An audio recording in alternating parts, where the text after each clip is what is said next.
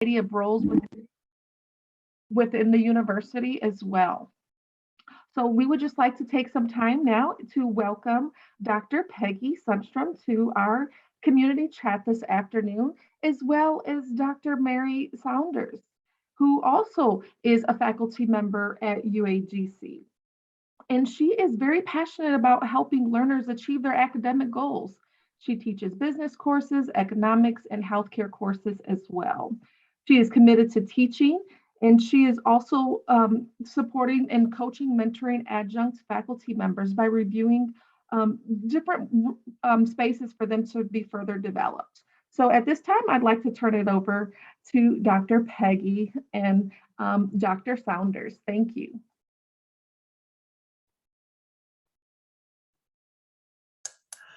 Thanks a lot, Misty. Appreciate that introduction. And hello to everybody who joined us this afternoon. It's great to see everybody.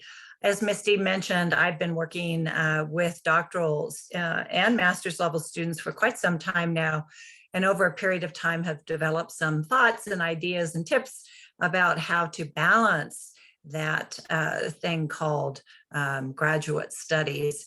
And I'm delighted to be joined here by Mary Saunders, who is actually a graduate from the PhD program in Organizational Development and Leadership.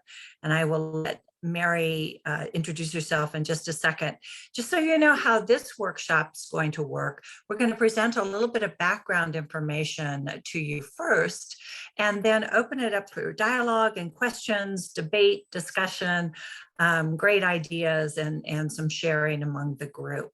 And then we'll close down with just some findings from some research studies that we thought would be of interest to you in terms of thinking about your own graduate level studies. So with no further ado, let me introduce Mary Saunders.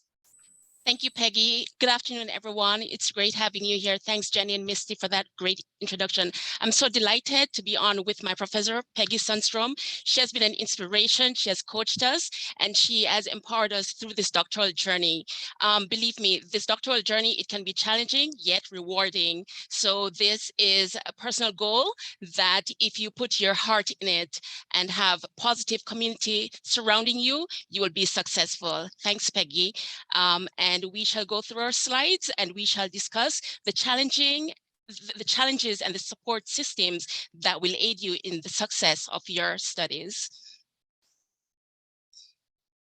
Okay, so as we know that in pursuing your degree, especially being in an online classroom setting, which is non-traditional, you're not faced with your professors and your peers. So being in a non-traditional classroom setting, it can be very challenging at times, okay? So pursuing your graduate and doctoral studies, you have to be connected to your inner self. What do I mean by that? You have to put aside some things to get your achievements in your doctoral and graduate studies, okay? So the opportunity cost that you put in your academic goals, it will pay off in the long run, okay? So researching and reflecting on the nature of the doctoral experience and the protocols that researching can go a long way, okay? So we can look at the significance of these as we go through these slides. Next slide, please.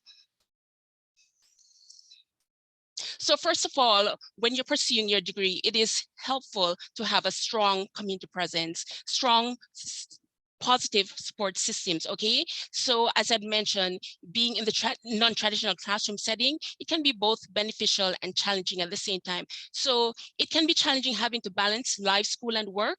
So having a strong support system, family support, positive community, networking and building relationships, okay, with your fellow classmates is essential. And what I advise my students to do is to build friendships early within the online classroom setting, because you're all pursuing the same interests, same goals, okay? So networking and communicating with one another is essential. Next slide, please. Okay, within the home, I know that it can be challenging at times, working moms and dads. So it's good to have as a spouse or family members or friends or even your coworkers who are very supportive of you, okay? It's important to let them know your goals so that they can help you, okay? Ensuring you're creating a positive community. You want to network with individuals who can cheer you on in order that you achieve your academic goals. Next slide, please. Now, how do you prepare to be successful in your graduate and doctoral studies? It's important to have a plan in place, okay? So good planning, organizational, and time management skill is very foundational, okay? Content research, you have to utilize the tools and resources that are available at the university, okay? And networking with your classmates so that you can build a community where you can share similar interests and goals. In preparing, being organized, your time management, and sticking to your schedule, okay? Even if you deviate from your schedule, it's fine, okay? As long as you get back on track, but it's important that you get back on track so you can focus on your goals. Next slide, please. One of the things that we did is we connected with our professors, okay? It's important to connect with your professors. Why? Because as you complete your coursework and you transition to the dissertation process, you will want to look around to see what professors you want to be on your team, who do you want to be your chair, who do you want to be your committee members, and make sure that you select a chair who is able to guide you through your actual study that you're focusing on, and being passionate of what you're going to write your dissertation on. So it is very important that you stay connected with your professors. Next slide, please. Consistency is key, okay? So a PhD, it is going to be the hardest goal, one of the hardest goals that you are going to accomplish, okay? So it's important that you stay consistent, being on schedule, being on track, being in that like-minded community, and stay connected with all the elements of your research, okay? So it's important that you're consistent throughout the process. Even if you take a break, it is fine, as long as you get back on track. It is foundational. Next slide, please. Okay, one of the things that we did was we create a mind map of your content and research topic. The reason being is this mind map, it guides you through your themes and the goals that when you're ready to write your research question and your literature review, it is foundational, okay? So one of the things that I did, I used sticky pads, okay? And you write down your goals, your themes, and you put them down on your table. That way you can create your research questions and you can also build your literature review. And Mary, I think we are to the end of that first set of slides. So I'm going to stop screen sharing. And I want to thank you for that background. Let me ask you a question sort of to get us kicked off here in the chat part of this community chat. As you were going through your program, what did you find to be the most challenging as you moved into doctoral studies? I'm also going to ask you if that was a different set of challenges than you found when you were at the master's level.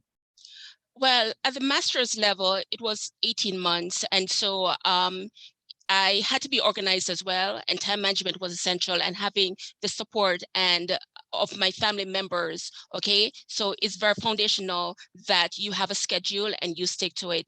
Transitioning to the doctoral level, it's more lengthy, can take up to 3.5, I think the max is 5 years, as we had mentioned as well. So it's important that we have a schedule, especially when you have to work and you have your family and you have to balance that into doing your academic goals.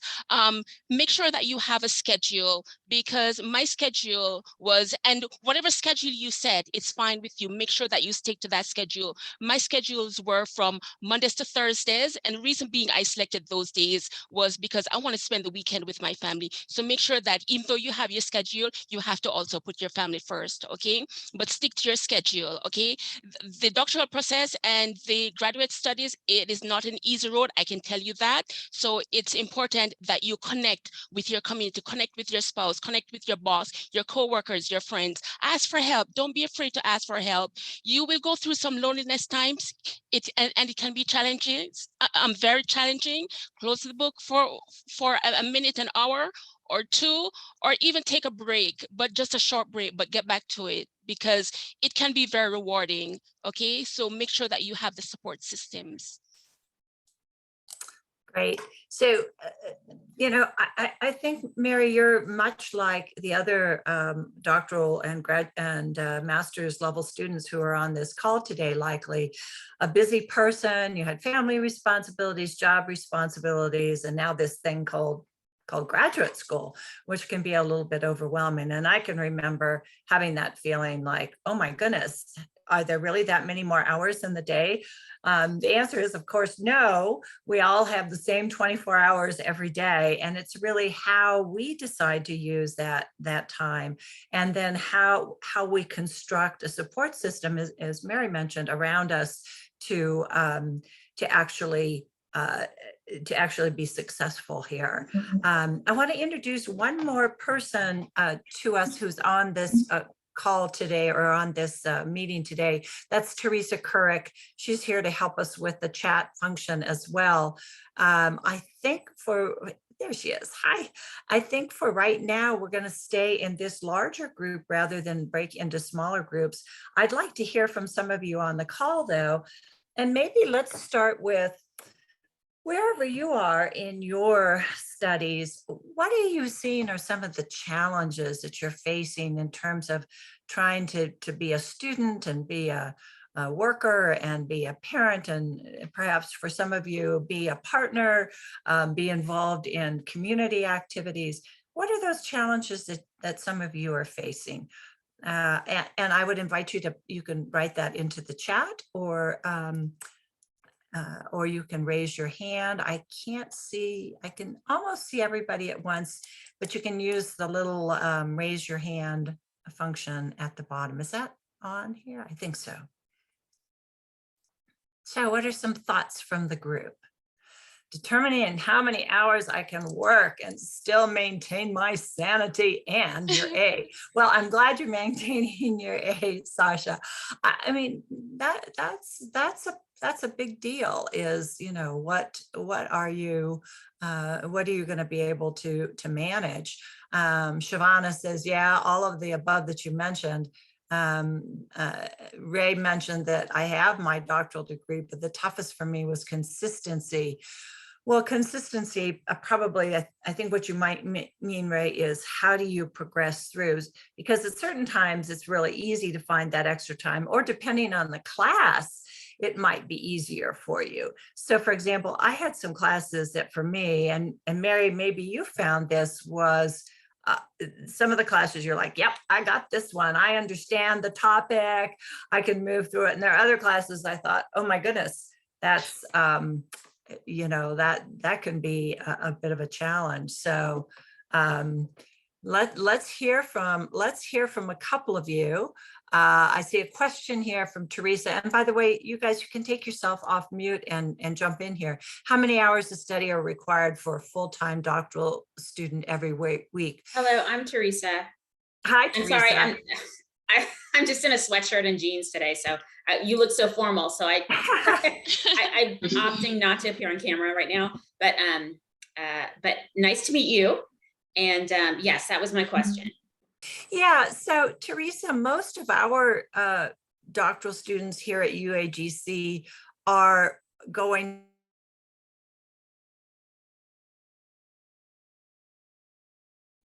You broke up. I can't hear you. Okay. Like the undergraduate and master's classes are designed so that students take one class at a time so that they can manage the other parts of their life. But we typically tell students that you want to be dedicating between 15 and 20 hours a week to work, to your schoolwork. As I say, some classes more, some classes less. Mary, do you have a sense of that, of how much time you were actually spending? I did. And Peggy, as you mentioned, you're absolutely right. There are some subjects that are easy, but some subjects that can be challenging. For me, it was quantitative study. And Peggy, you have led us through so smoothly through a quantitative class, because when you start putting in the, making us think, the critical thinking question comes along and to let us expound on those little elements with class. So it can be challenging at times, and it all depends on the student as well. Some students are good at math, some are not, and some students are good at other subjects. So it varies, but as Peggy mentioned, yes, 15 to 20 hours is ideal, but it all depends on the subject as well and the student. Yeah, and each person works at a slightly different pace. Some people read very quickly, other people it takes them a little bit longer. So it kind of depends on the class. I noticed that a couple of you put in here that you didn't take any breaks, or you advised not to take breaks. In fact, and this may sound like heresy coming from a professor, but I actually suggest that breaks can be a good thing if and when you need it to give yourself a little bit of headspace. So if you're feeling really overwhelmed, or you have something coming up in your life, let's say you took on a new job, or something's happening, or you get sick, or somebody in your family is having an issue, or something wonderful is happening, like you're getting married, or you're moving, or doing something, then it may in fact make perfect sense for you to take a brief break.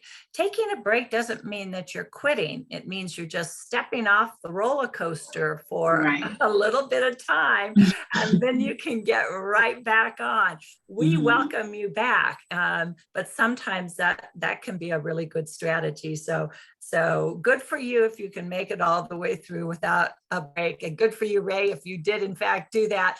But I can tell you from experience, it sometimes helps to take a break. I see a comment here from is it Nia or Naya? And Naya, I think what you're saying, like, you're the first person in your family to be pursuing a doctoral degree, and everybody's like, oh my goodness, why are you doing that?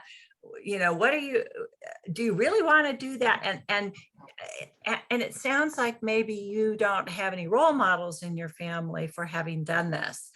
So I'm going to let Mary chat here for just a second, but I think that her point about finding the support system from your classmates, from your professors, and from those around you, other students, in fact, can help with that. Mary, you want to jump in there with that?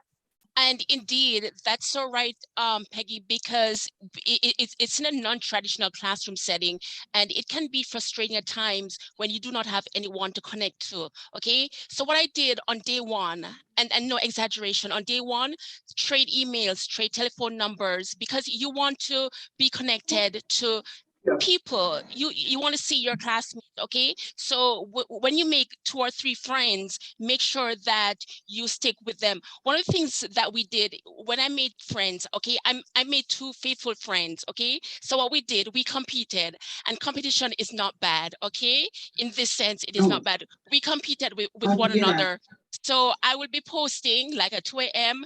and then my other friend posted at 1, and the other friend, and we're like, oh man, Mary posted, or Kelly posted, Ryan posted, you know, and it's good because having a positive community, this journey, it is not easy. It is not easy. It's challenging, but it's very rewarding. So building a positive community, staying connected, and exchange ideas, you know, exchange ideas. And especially when you get into the dissertation process, okay, make sure that your research topic is something that you're passionate about, because I had to change my research topic once, and I realized that in changing it, I was not, the topic that I was writing on, I liked the topic, but it did not appeal to me. It did not empower me at all. So I changed. So do not be afraid to think of your research, and that's one of the reasons why I mentioned mind mapping, because the mind mapping will help you with your themes and ideas so that you can build your research topic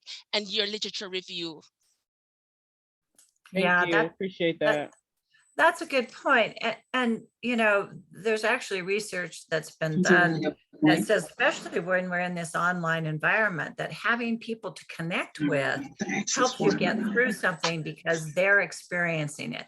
For many of us, we were the first doctoral candidate, first PhD, first PsyD in our family. And so we really didn't have those role models. The people who most understood what we were going through were our colleagues and our professors. So that's a built-in, a natural kind of connection, a community connection for you, is to get to know your professors and to get to know the other people in the class. I actually had some friends who would meet on Saturday or Sunday morning, whatever day they had decided, and they would get online together and work on their assignments. So they knew that somebody else, a friend of theirs, was doing exactly the same thing at the same time. And you know, that works for you guys in master's programs just as well as it works for somebody in a doctoral program. Because remember, a master's program is, you know, is much more challenging than an undergraduate degree. So there's really an opportunity to learn, you know, from other people. I think, Risha, do you have your hand up? Did you want to ask a question? Yeah, I do. Thank you for setting this up. Actually, I just started my PhD coursework. I know there's a long journey ahead, and some of these questions I can totally relate to. Just like Naya, like, nobody in my community, my friends, family, are pursuing PhD work, and nobody understands that. So my advice is keep it to yourself. This is something you're doing for you. So it doesn't matter other people's opinion as long as your immediate family is supporting you. The other question, my actual question was, there's so much discussion happening in the discussion forum. So many good things that all students are posting. I wish that there was another way, like we are doing right now, a Zoom call or some type of interaction other than discussions with the teacher and also the student, so we can like actually have a conversation and maybe think about other things outside of what you write in discussion posts. You know, that's such a great point. We really do get a lot out of dialoguing with each other one-to-one. The challenge, of course, is that here at UAGC, we have students all over the country and in many cases in other countries. And so the challenge of saying, okay, so what time is that going to happen? Is it going to happen, you know, this seminar started at 2:00 Pacific time, which is quite a bit earlier than it was on the West Coast, which would be 3 hours ahead, right? So that challenge of trying to have that synchronous time that works for everybody. You know, Risha, one of the things that I would suggest to you is if you have some students in your class, some fellow classmates, as Mary suggested, you might want to connect with them, because a study session where, for example, you got together on a Saturday afternoon and said, okay, here's the approach I'm taking on my paper. What do you think? And have you found some great resources? I've had trouble finding something to support this sort of idea. I mean, sharing those kinds of things can be really useful. The other recommendation would be to check in with your professor. So if I have a student who says, gee, you know, I'd like to talk to you or get to, you know, get some more information about this assignment or about the program, then I set up a Zoom call just like this you know, to be able to chat with somebody in real live kind of time. So that'll be, that's something that most of the, you know, most of the students are very willing to do it, and most of your professors would be too. So professors often say, call me, text me, email me, and not many students take us up on that. So I would strongly suggest take your professor up on that. Send them an email or ask them if they'll meet with you. And I think you would find that that you'd find some people who say yes. Boyd, it looks like you have your hand up. Boyd, did you have a question? Yeah, no, I as part of the Zoom, I'm finishing up my chapters 4 and writing my chapter 5. What I do with my committee is I have a Zoom meeting every 2 weeks, so I stay focused on what I need to accomplish. The suggestion about reaching out to my committee, they're there for your success. And when I get frazzled about something, then I just set up a Zoom meeting. That was my comment that I wanted to say. It's a good suggestion. And it helps, especially writing chapters 3 and as well as chapters 4. Yeah, great point, Boyd. Reach out and ask for some help. I see a comment in the chat from Jay. What advice do I have for entrepreneurs who are preparing to enter the UAGC DM program from China? Well, Jay, congratulations. You're going to be part of the inaugural program that starts in that. And I would give you some of the same advice that I would give students that are based here in the United States. Find a chunk of time that's going to be successful for you, because you're going to have to do the same sort of thing of organizing your time and your approach. There's a wonderful article by a fellow named Kapasi, and he talks about the fact that it's really not time management, it's self-management that you need to master. And self-management means managing you, your priorities, your thought processes, you know, how you tackle this.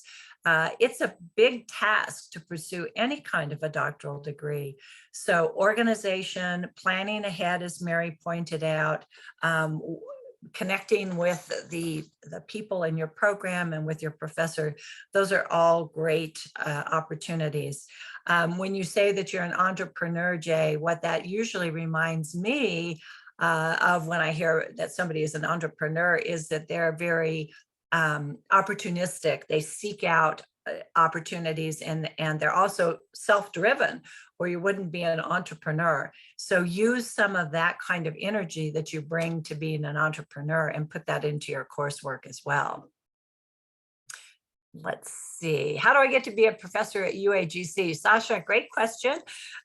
We always look for individuals who have great talent to bring in when we have openings and positions. So decide what area, what department you want to work with, and reach out and see if there's some openings. We list all of our faculty positions, our associate faculty positions online. So check the UAGC website. If you already have a doctoral degree, that's great. But we also hire people with master's degrees depending on the program that they're teaching in. So check out the website and you'll see some of those job postings. Let's see, what other kinds of questions? So I think what I would love to hear from you guys is, what have you done that's really worked for you? Boyd offered a suggestion. So did some of the other students. But what have you tried that's worked very well with you, for you? And if you want to share, just unmute yourself and share some thoughts. Sure. I found that, building a little cohort, just of close buddies and friends that don't have to be studying my same subject, but just that are in my process has been helpful to me. That's what was helpful in my master's program. And there are some of those folks that I'm still, calling on now sometimes, just when I need a breather, just when I need somebody who gets it. Yeah. Not a big team, just a little team of believers. And that's helpful to me. And I actually had reached out in the comments to Mia that, I'm not the first person in my family to get a PhD, but if she's interested or other folks are interested in maybe having like a check-in once a month, I'd be totally happy to exchange, emails, and we can maybe do a once a month Zoom to just check in on our sanity, because that's what's worked for me in the past when I was getting my master's, and I'm certainly open to it now. Oh, that's very generous of you, Livette. Thank you. And that's the whole idea of the cohort, or the small group. I was talking to one of my students who graduated a couple of years ago, and he told me he's still in touch with the 2 or 3 people that he had met early in his program, because they stayed in touch with one another and kind of supported each other through. And now they're celebrating, birthdays and anniversaries and new jobs and some of that kind of stuff. So Nia, I would suggest you reach out to Lavette. That's great. I see a couple people have said that they have some cohorts. Teresa, you asked a question about taking classes at other universities would count towards your program. As far as I am aware, I know at least in my own program that we don't offer students the opportunity to take courses elsewhere and have them transfer in.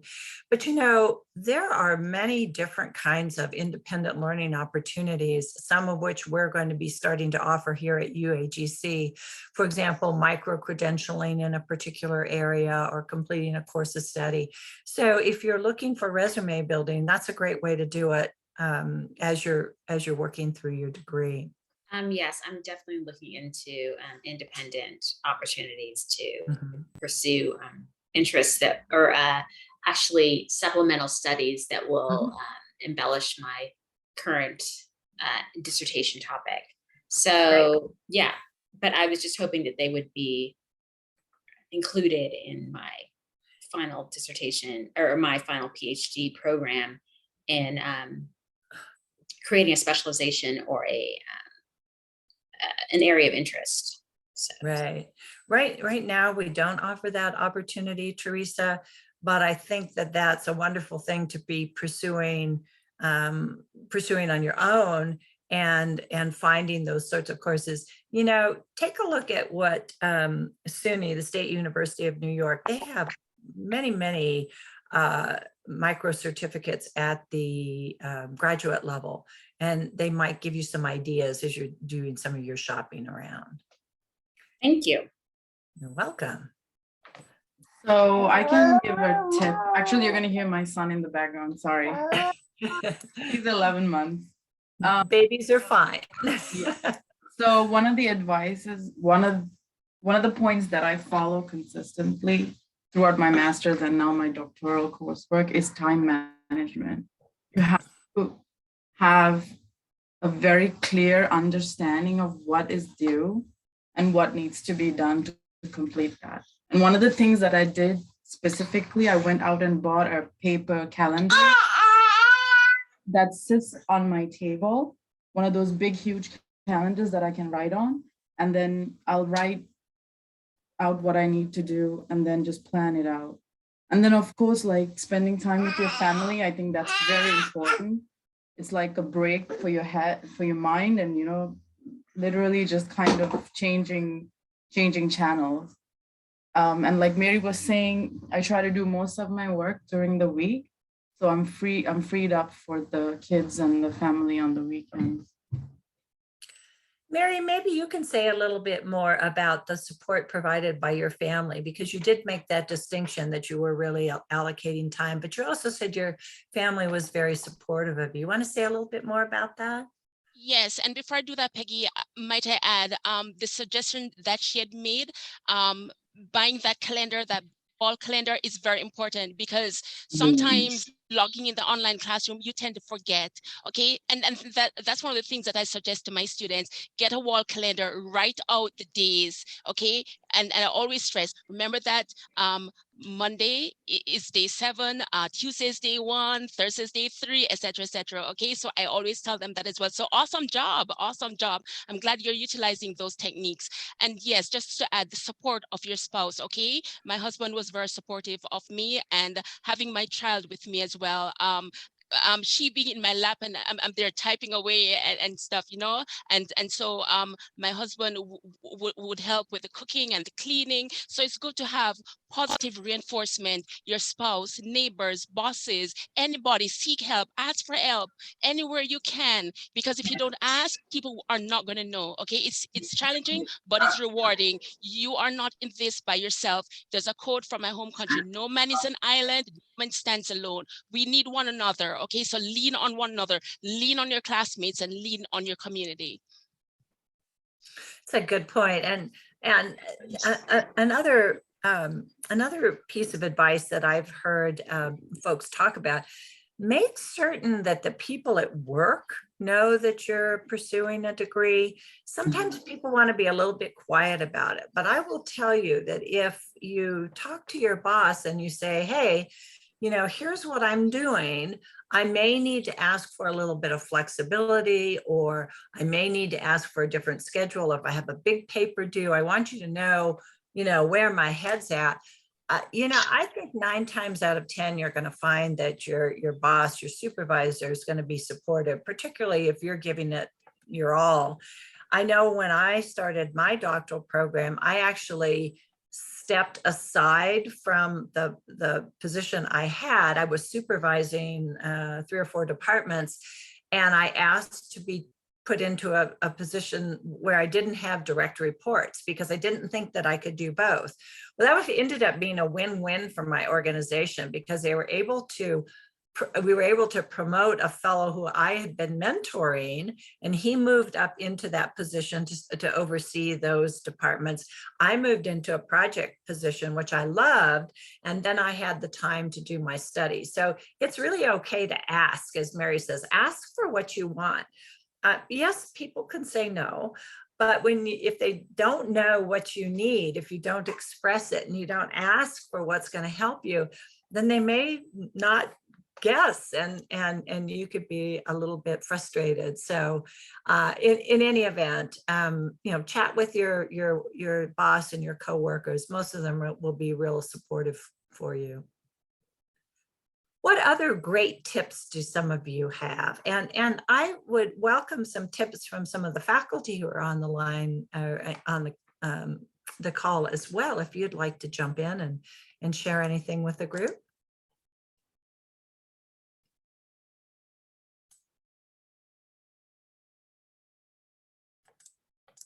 No one else? Okay. Well, if you think of anything more, please add it in. I'm going to share my screen again. I just want to go over a little bit of information that we actually came from doctoral students. So we had a question on the doctoral capstone class that had been offered at the University of the Rockies and Ashford University. The capstones changed since then, but at the time there was a question that said, what advice would you give to new doctoral students who are pursuing a degree in your area of specialization? Particularly about balancing personal responsibilities, professional obligations, family, recreation, et cetera, et cetera.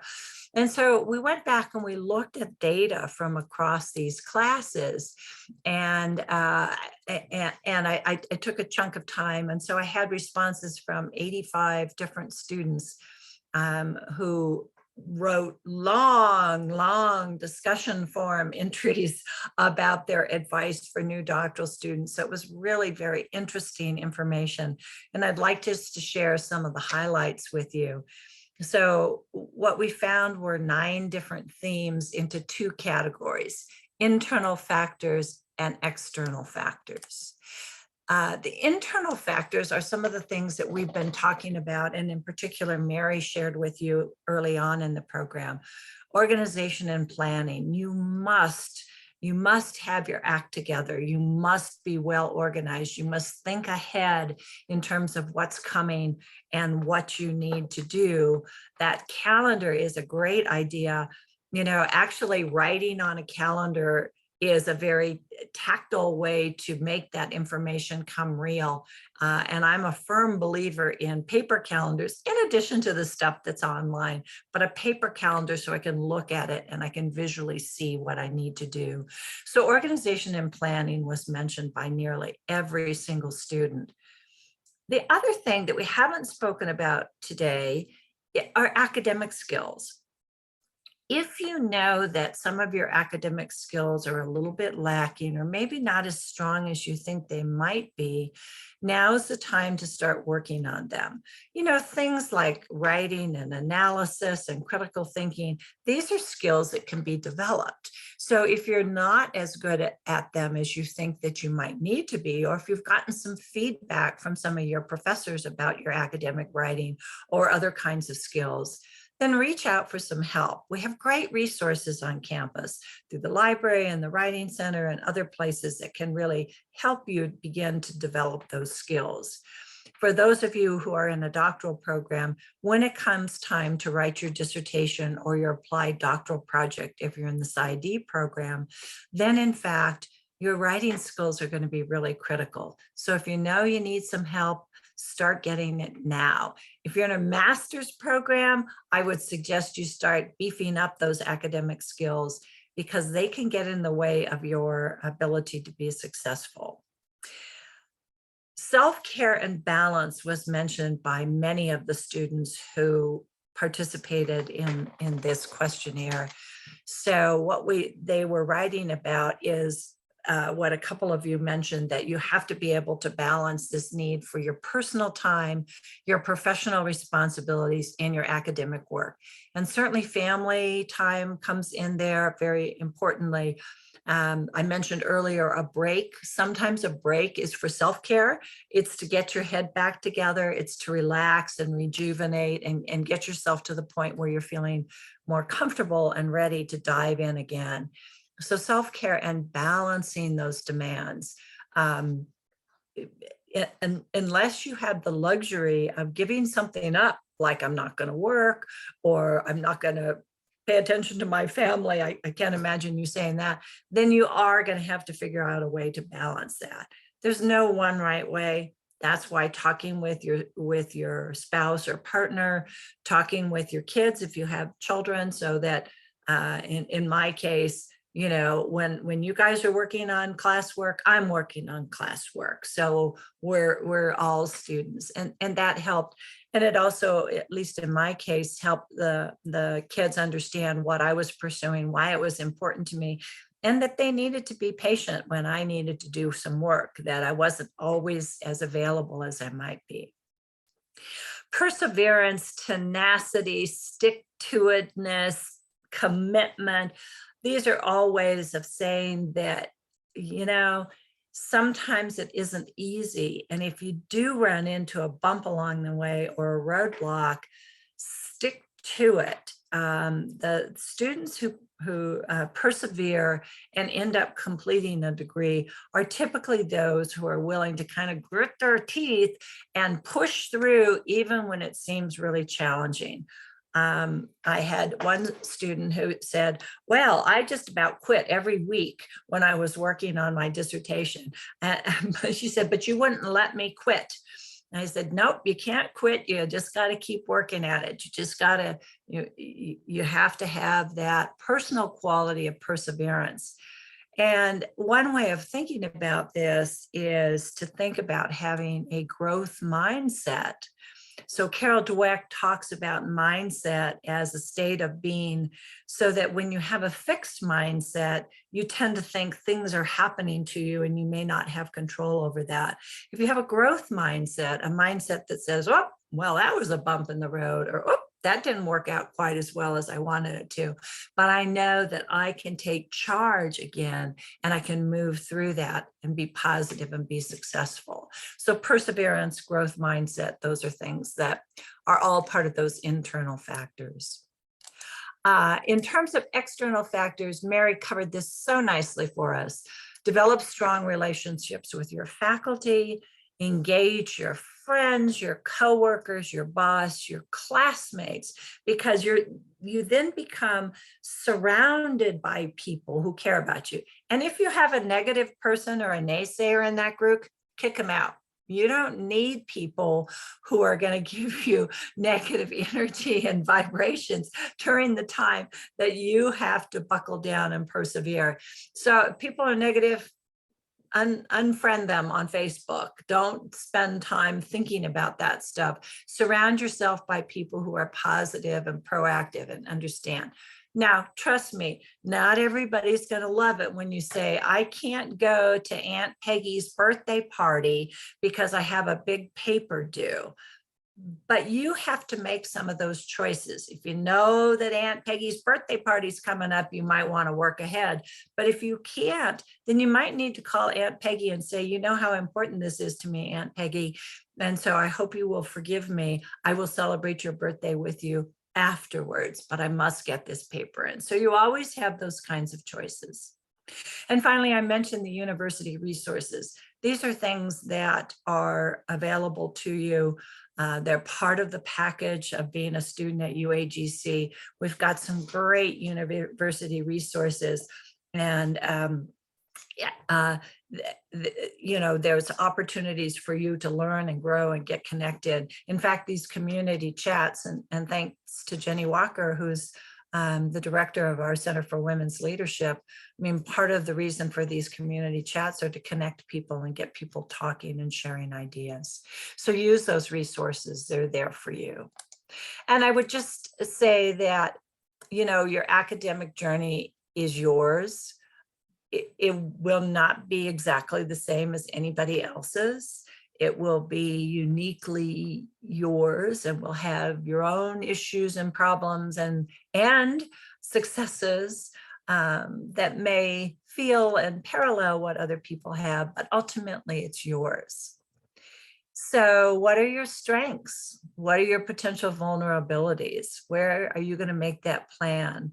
Mary talked about making a mind map of a topic, but I like the idea of making a mind map of this journey, this journey that you're going to undertake to complete your master's or your doctoral degree. What does it look like to you? What are the resources that you have available to you? And I would tell you that the advice that we got from our doctoral students really parallels what we find in the literature. There's a lot of academic literature that talks about how people are successful in doctoral studies. And so those are some interesting corollaries between those groups of information. I see a comment here in the chat. And so let's open it back up before we wrap up today. Let's open it back up to some more comments. And Peggy, just to add to that, I liked that you highlighted both the internal and external factors, because those are foundational, because having something to guide you and encourage you, it is so important, and having that strong support system. And Teresa Kurok, she's also here to support us in this doctoral and graduate studies as well. And she has some pointers for us as well. So Teresa, if you're there as well. Yes, I'm here. Thank you. It's nice to see you all. I am happy to offer some pointers. Always, I think the doctoral journey is a very personal experience. So that's my caveat, right? All of these pointers will probably look and feel different for each of you, but I noticed in the chat earlier, and I'm sorry, I can't remember who made the comment, but somebody commented that having an idea of what you want to research early on is really useful, because you can weave that into all of your coursework. And then by the time it comes to writing your dissertation, you have a lot of content that you can grow upon. And I completely agree with that. And I would just add the little crux that not only is it okay to change your mind, but also it is absolutely necessary to be open to having to change your mind based on the research that you're doing. I can tell you in my personal experience, I thought I was going one direction with my dissertation, and I will be completely honest, there were moments of tears and frustration on my part when I realized, oh no, this isn't this isn't right. But also it was so liberating, because once I let that happen and let the research guide me, and I accepted that the thesis I thought I was working with wasn't the right one. It was a liberating experience, and I felt so much more empowered through the rest of the journey. So I think if I had one big piece of advice for everybody, that's it. Be open to feedback and remind yourself of that necessary cognitive flexibility in this process. That will allow you to let your support systems help you, let yourself delve into the research, and help you succeed. That's great advice. I love that cognitive flexibility. You know, the other thing, Teresa, and maybe you notice this, because I certainly know as our students do, is that when you're working, you know, you're all probably pretty successful at whatever kind of work that you're doing, and you're used to, you know, doing well and this kind of thing. And then you get into coursework, and all of a sudden somebody's rating your work, and you're getting an A, a B, or a C, you know, so somebody's saying, well, this is good and that's not good. And you think, well, what do you mean? The whole thing's good, you know? So you really have to look at feedback from your instructors as being a gift, a way to improve and strengthen your work. It's not always easy to get feedback that suggests that what you did wasn't perfect. Well, I don't know about you, but I really don't know anybody who's perfect. Certainly I am not. And getting feedback about the quality of your work is part of that process of developing. Boyd's smiling over there, I can see, because he's gotten a lot of feedback on his dissertation as he's been moving through it. And that's part of the process. So it does sometimes take a little bit of, you have to take a deep breath and, you know, hear that feedback as something that's intended to help you, not to break you down, but to help you become even better. So keeping that flexible mindset, as Teresa suggested, is part of doing that as well. I will be a little vulnerable and share a story, just because I think everyone will laugh at this. I laugh at it looking back, but a professor in my graduate program who ended up being very dear to me, in the very first class I had with her, the very first essay I wrote for her, she gave it back to me and it just said on the top, gross. Like, oh my gosh, what am I getting into? And but no, it ended up she was awesome, and man, did I learn so much from her. But if you can get past gross and realize, like, okay, what does that mean? Then you can handle anything. So Teresa, I've had tearful moments as well. So as Peggy pointed out, feedback, it's for our growth and development, and it helps us, you know, in our positive mindsets. So we take, because we're used to taking feedback negatively, we don't realize that this is helping us in the long run. So feedback is very positive. So I mean, tearful moments, that is fine, but you can laugh at it in the end. Yeah, well, I think we've all had those moments when something like that happens. But that's great. That's great information. So I love this topic. I think we could talk about it for much longer, but I'm going to ask Misty to kind of close us out here. Misty, take it away there. Oh, I'm sorry. Right, well, thank you very much, everyone, for sharing your thoughts and joining in on our conversation today. I just want to. I'm sorry. Let Mary finish just this slide and the next one, and then we'll let you finish this out. Okay. Sounds good. Sounds good. Thank you. Thanks, Peggy. Thanks, Misty. It is so great that we have a supportive group at UAGC. I know that all the professors, they're very supportive. Peggy, you've been an inspiration to me on my doctoral journey, and I'm so glad I got connected to you. Thanks, Jenny. And so our final thoughts is being committed, being passionate about this doctoral journey. Is this what you want to do? Okay, research, make time, set that schedule, get the support system, link with your fellow classmates because they need your help as well. They need to hear from you, exchange emails, okay? Being loyal, make sure that you stay with the university, stay with the program because this works out. Your academic goals is what works out in the long end. Know what your expectations are, be motivated and empowered, and join supportive group. I want to thank you all.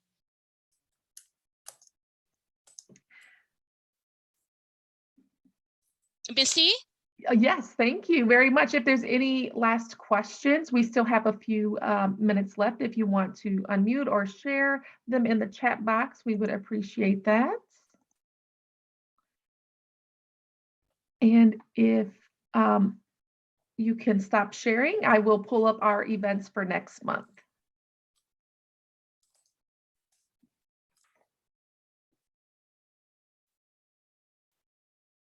Great, thank you. So here, please feel free to join us in January. We are going to have some awesome events coming up.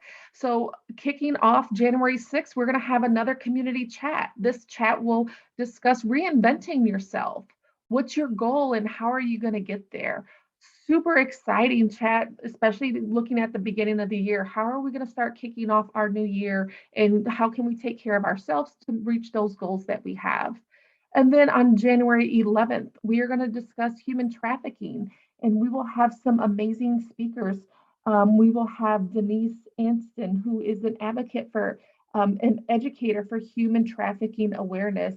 And along with her, we'll have Dominique Lombardo, who is part of the Destiny Rescue and former LAPD officer, who will help chime in as well to share his knowledge and resources regarding human trafficking awareness. And then on January 20th, we will have the opportunity to learn more about Soul Stretch Workshop. So Carissa will be with us to kind of show us how we can flow with yoga and meditation and journaling. So again, continue to follow us if you are not already following us on the Center for Women's Leadership. There is the website there on your screen. Thank you again. Thank you, everybody. It was wonderful spending this hour with you.